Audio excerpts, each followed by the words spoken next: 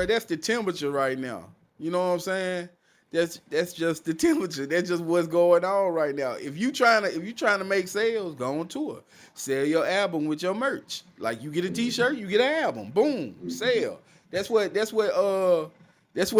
Scott was doing. Like you know what I'm saying? Like Because he shit. knew that the album was trash. I about Oh to say, my why you say God, his but there you name, go, bro? bro. Stop, bro. Hey, leave. You Look, know, Unc stop, bro. ain't Stop, bro. you You know, had to Unc It's He ain't say knew his like Cactus that. name. Jack, he knew bro. he had to throw that McDonald's little meal in with it.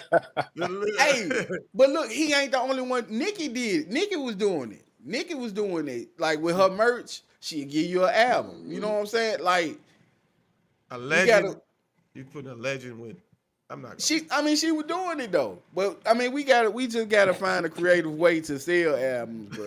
But Right. and it's I gonna get be hard because and Jay because of the started. streaming platforms and shit. So it's gonna Right. be hard. Only way you can do it is direct to consumer. Like you know my boy Curtis. Curtis King. Yeah. Shout out to Curtis King. But bro, I mean you just gotta roll with the temperature of the industry right now, bro. Do if You artists have went, to. last thing I'm gonna say is if artists went direct to consumer and that was the goal, do you think we get better music? Do you think they make better projects? If I that's if, think go ahead, answer, Shay. You answer, yeah. I apologize, brother. No, go I ahead. feel Yeah. like I feel like there's a potential and a possibility. The issue is how we're used to word of mouth and passing off that something was a classic and digesting music.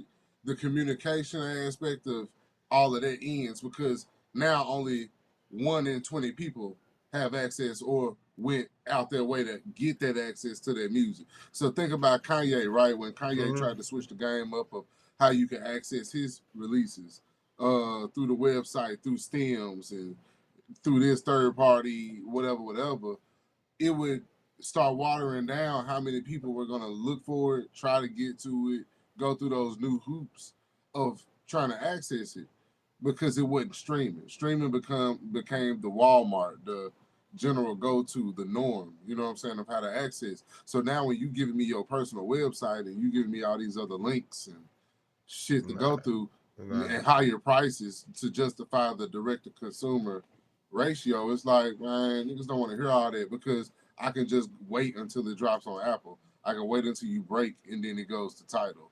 So it's one of them things, bro. Like it's still the business of it all, right? We stuck on what we stuck on because it is the field at the end of the day.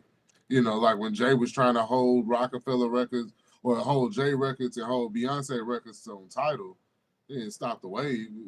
Niggas was just gonna wait for it to drop on Apple. Well, that's when you go direct to consumer, that's when the loyalty of your fan base come into place. It does. Like Nipsey had like that. like if they really that loyal to you and they fuck with you that much and you make an announcement, a PR announcement that you removing all your new music from DSPs. music platform, you know what I'm saying? If you put out a press release saying announcing that, and then you announce where your music gonna be, and your fans follow you like that, it's a risk, but Mm-hmm. it could be worth it if you have loyal fan base like that.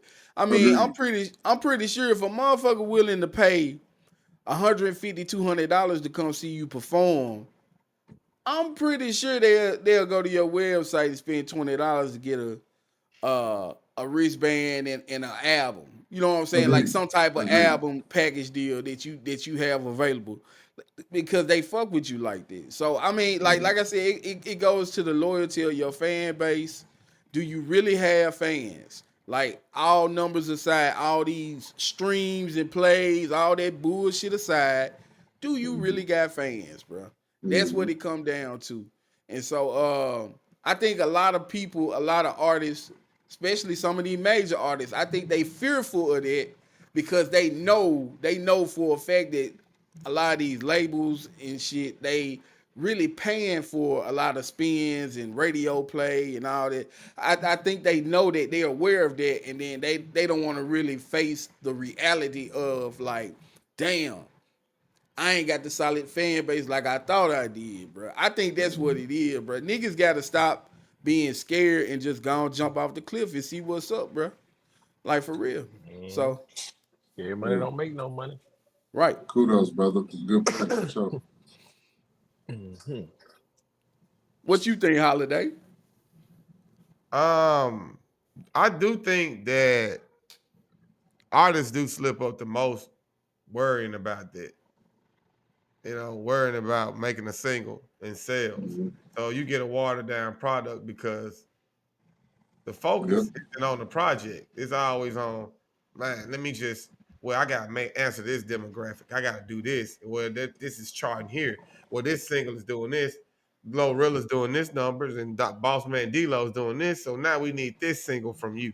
And if you and they think they're gonna make a lot more money by having a project blow up on these streaming platforms, when in reality, you don't make much money.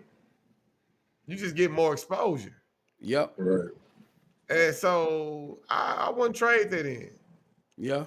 I wouldn't trade in my project. I feel like they just made dope music. We find everybody that I rock with, I'd buy their album no matter where they sold it. Like if Cole said I'm not on Spotify, you gotta buy my album on jcole.com. Even like a Crit. If Crit did that, like come support me, I like to do that. Be like, oh yeah, I know he getting this money straight to him. I make more of an effort to buy that project. But why don't they do it? Man, Especially like a fear, bro. Fear. You can't. And to add on what you saying about the quality of the music, I think it depends on the artist as well, because I think it's some artists they hold back due to the like they dumb they shit down due to the fact of the labels controlling what goes out, and then I feel like it's some artists that just like they just that good to where like it don't matter what they drop. You know what I'm saying? So I think the quality would go up.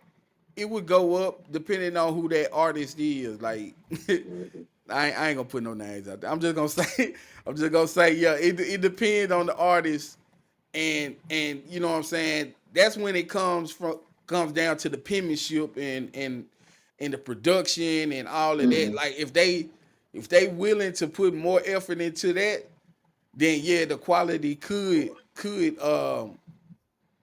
get better. Yeah, but then you got this. They dropped that album and it's big and they don't recoup as much. So they don't really have the money to go back. But let's say you drop that one album and it makes like that album, if it's a classic, it's gonna sell for 5, 10, 15 years. Right. True. But it's the the streaming era brought about kind of like, well, I don't even want to speak on our business, right? But it's like just falling into their playlist category, right? Where the streaming era is all about pressing play, walking off from your phone.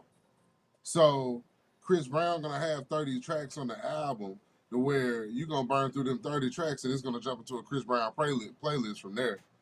And he gonna fuck around and go quadruple platinum off of just residual stream sales because you got so much shit that goes. But think about if you, that's true though. Right. When you got the CD right and we listening to it how we used to, we finna skip some shit. You feel me?